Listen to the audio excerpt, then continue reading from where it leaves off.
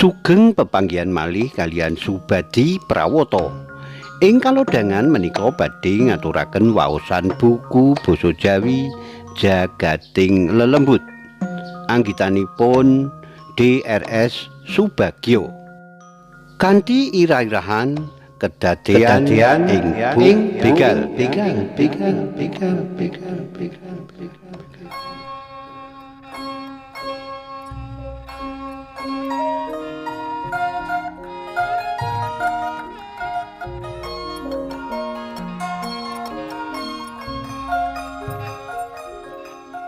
Ing wayah sore udan riwis-riwis ora terang-terang.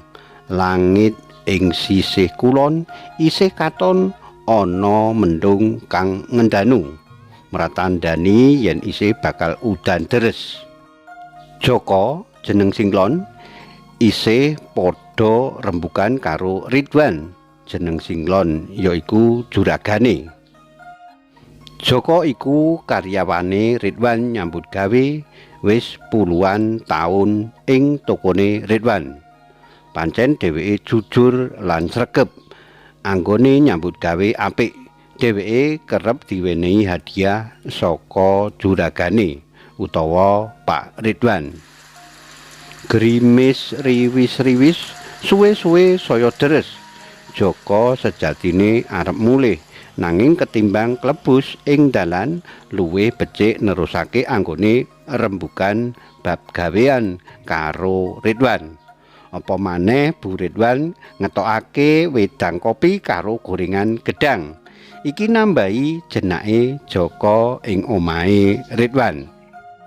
Sinambi nyruput kopi panas, wong loro padha nerusake anggone rembugan.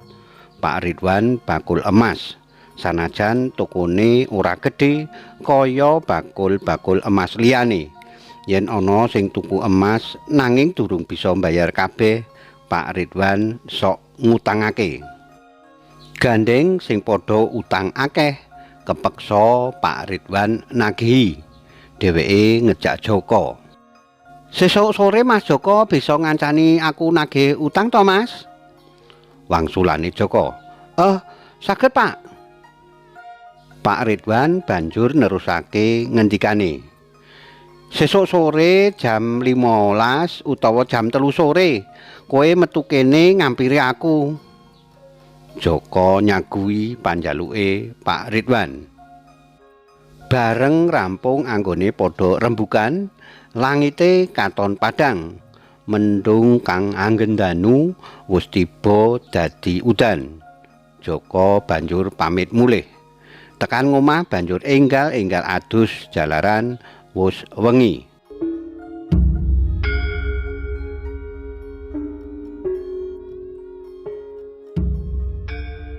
Esuke tokone Pak Ridwan tutup jalaran dina Minggu.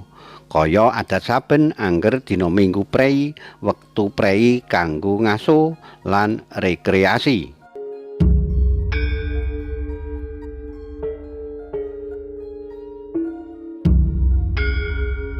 Minggu sore Joko ngampiri Pak Ridwan.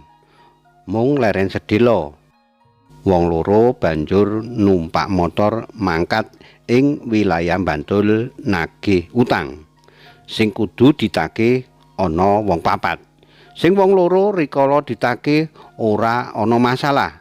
Bareng Pak Ridwan lan Joko teka ora ndadak ditembung nanging langsung ngetokake dhuwit banjur diaturake Pak Ridwan.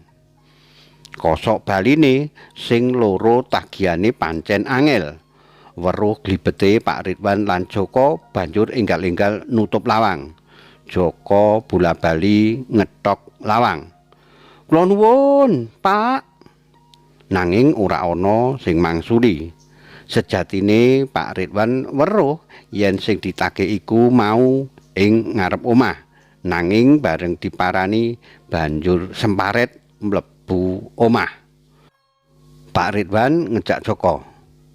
"Wonge ditunggu wae neng teras Mas Joko. Mengko suwe-suwe ra metu."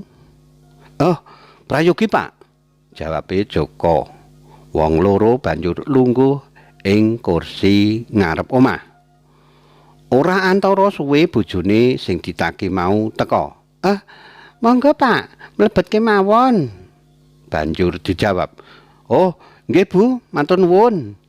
Ridwan lan Joko banjur mlebu ngomah. Ibu mau banjur memburi goleki kakunge. Ora let suwe kakunge teka lan nyritakake mentas saka tanggane.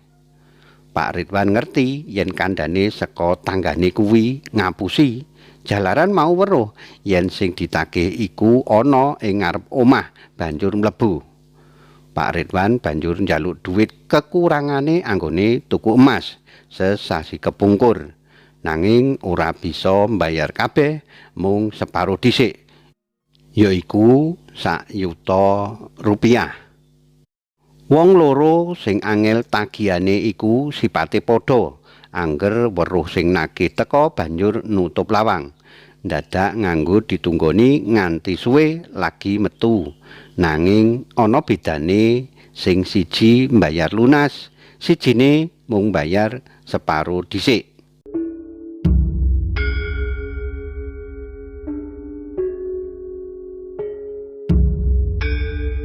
Bareng wis purna anggone nagih, wong loro banjur mulih ing omahe kang ora adoh banget saka Bantul, yaiku ing wilayah Kabupaten Kulon Progo, Iring Kulon.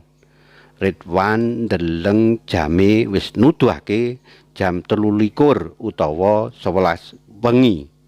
Wong loro krasa luwe, mula banjur jajan dhisik sadurunge mulih. Anggone arep mulih miturut panemune Ridwan metu dalan sisih kidul, yaiku Srandakan, Brosot, Panjatan, terus Mengulon. Yen miturut Joko liwat sisih lor, yaiku dalan provinsi luwih aman. Wusanane liwat kidul amarga luwih cedhak. Nanging bareng tekan Brosot arep mlebu wilayah Panjatan banjur mandeg. Jalaran padha mikir bakal ngliwati Buk Begal. Papan iku miturut critane gawat kaliwat-liwat, akeh wong dibegal ing papan iku.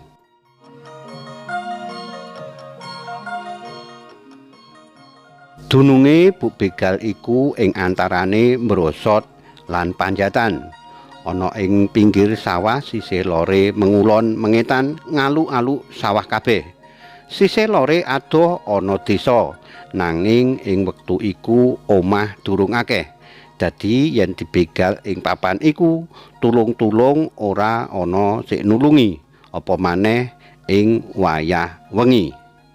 Ridwan karo Joko padha rembugan, kepriye amrih becike. Ridwan kandha ora wedi liwat papan iku jalaran dheweke duwe kekuatan gaib. Ridwan iku wiwit nom seneng nenepi lan siarah ing papan-papan kang angker utawa wingit. Keputusane liwat Buk Begal, nanging dhuwit cacahe 3 yuta dipasrahake Joko supaya digawa Joko. Ridwan kang nyetir motor ing ngarep, Joko mbonceng ing mburi. Wektu kuwi ora udan, padang bulan. Kahanane sepi, wis ora ana wong liwat, jalaran wis tengah wengi. Angine sumripit sanajan Ridwan nganggo jaket, nanging isih krasa adem. Ridwan anggone numpak motor rindik-rindik sinambi maspadakake kahanan kiwa tengen, dene Joko ngekep tas kenceng-kenceng kanggo njaga keselamatan. Jalaran ing jero tas iku ana dhuwit cacahe 3 yuta. Udakara 15 menit saka Buk Begal, ana wong telu kang masang pring utawa genter malang ing tengah ratan. Dicekeli wong loro, sijine ing ratan sisih kiwa, sisihe ing ratan sisih tengen. Wong loro mau tangane sisih kiwa nyekel celurit, tangane sisih tengen nyekeli genter. Wong kang sijine ngadeg ing tengah ratan nggawa pedang diacung-acungake. Jalaran dalane dialang-alangi pring, Ridwan kepeksa mandeg. Wong sing nggawa pedang mau mengok. "Bondo apa nyawa? Yen nyawa sing kok gawa kabeh tak jaluk. Yen bondo kowe kabeh tak pedang tak rampungi." Krungu swara mangkono, Ridwan banjur minggirake motore disetandarake. Dheweke maju ing ngarepe sing nggawa pedang lan malangkerik mangsuli. "Bondo, yen kowe bisa ngalahake aku, buten wong telu, aku ora bakal mundur." Begal sing nggawa pedang banjur mencolot medang Ridwan. Ridwan endo banjur tiarap, njungkir ping telu, wujude dadi macan gedhe, matane mlorong, cangkeme mangap-mangap. Macan mau banjur nubruk sing nggawa pedang. Begal sing nggawa pedang mau wedi banget, pedange ngregeli tiba. Sikile begal dibakem banjur diuncalake ing sawah. Grobyak tiba ing sawah. Dene begal sing loro ndredeg, celurite tiba kabeh. Macan banjur mencolot nubruk begal sing nggawa celurit. Begal mau dibakem wetenge, godras getih, banjur diuncalake ing pinggir dalan utawa ratan. Begal sing nggawa celurit sijine mlayu niba nangi kecemplung kalen. Macane mencolot ngoyak begal mau, banjur nubruk pundake, ngrawut geger. Macane balik neng ratan maneh.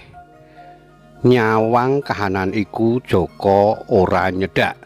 Dheweke ndodhok ing ngisor wit munggur ing pinggir dalan utawa ratan. Ora uwal anggone nyekeli tas, jalaran wedi yen direbut begal.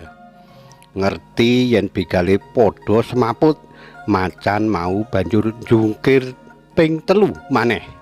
Dumadakan ilang macane, malik dadi Ridwan maneh. Dheweke banjur nyingkirake genter sing ana tengah ratan, banjur nyedaki Jaka.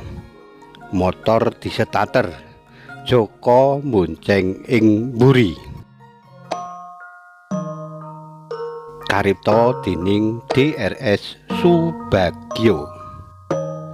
Cariyos menika kapetik saking kalawarti basa Jawa Jaka Lodang nomor 3 setunggal tanggal 1 Januari 2021 ing Ngayogyakarta. Matur nuwun awit kawigatosanipun, saged pepanggihan malih wonten ing cariyos-cariyos sanesipun. Matur nuwun, nuwun.